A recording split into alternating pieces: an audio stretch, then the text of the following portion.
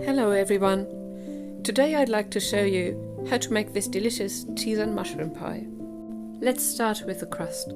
It's a simple short crust, but I like to make it with whole wheat flour, because that will make the crust more brittle. I usually mill my own flour at home, but store-bought will work perfectly if you prefer.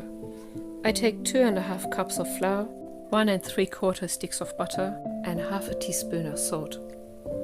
Use a knife to cut the butter into the flour, and when you feel it doesn't change anymore, you start kneading it with your hands. If the dough gets too sticky, just let it rest in the fridge for half an hour. But I don't usually need to do that because my kitchen is fairly cool anyway. In any case, you won't lose any time, because the next thing to do is to prepare the mushroom filling. If you have very small mushrooms, just leave them as they are.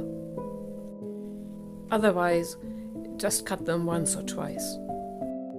I take roughly 7 to 8 ounces of mushrooms and 1 onion that also needs to be chopped. Then I saute them together in about half a stick of butter.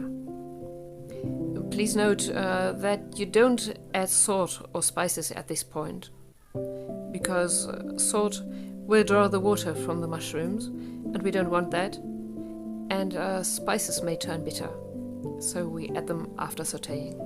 Besides salt, pepper and garlic, you can add any of your favorite herbs. I prefer Mediterranean ones, like thyme, rosemary and lavender, and if you can't get them fresh, dried and powdered will be fine. But I was lucky to have fresh herbs, so I removed the stems, chopped the garlic and added it all to the mushrooms, followed by a pinch of nutmeg and a tablespoon of vinegar. And when that's done, you just leave the pan with the mushrooms for a few minutes to cool off, while carrying on with some other steps. For a creamy and fluffy filling, you need 2 egg yolks and 2 egg whites separately, about a cup of grated cheese, 3/4 cups of mascarpone, and roughly half a cup of crumbled feta cheese. Whip the egg whites until they hold stiff peaks, and grate the cheese. Put the egg yolks in a bowl, add the mascarpone and stir with a spoon. And after you've done that, stir in the grated cheese as well.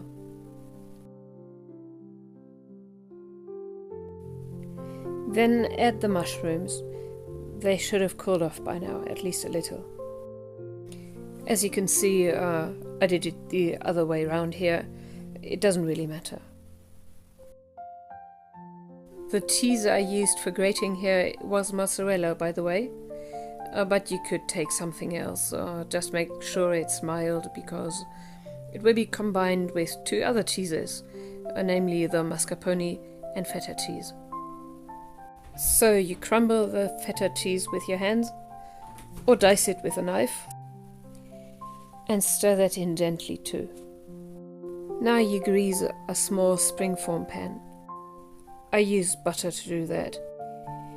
And it's also time to preheat the oven. Preheat it to 400 degrees. The easiest way to spread the dough in the pan is to just crumble it into the pan and then flatten it with your hands. But do make sure to make a rim, a rather high one, about 3 fingers high. And the last thing you add is the whipped egg whites.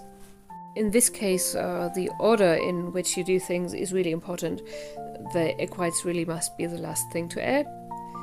And you fold them in very gently, so you don't destroy the foam.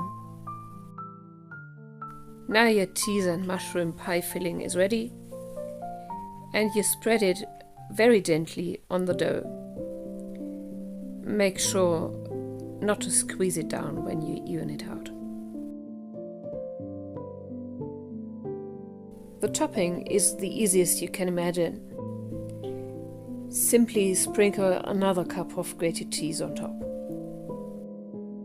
Then put the pan in the oven and let it bake for about 40 minutes.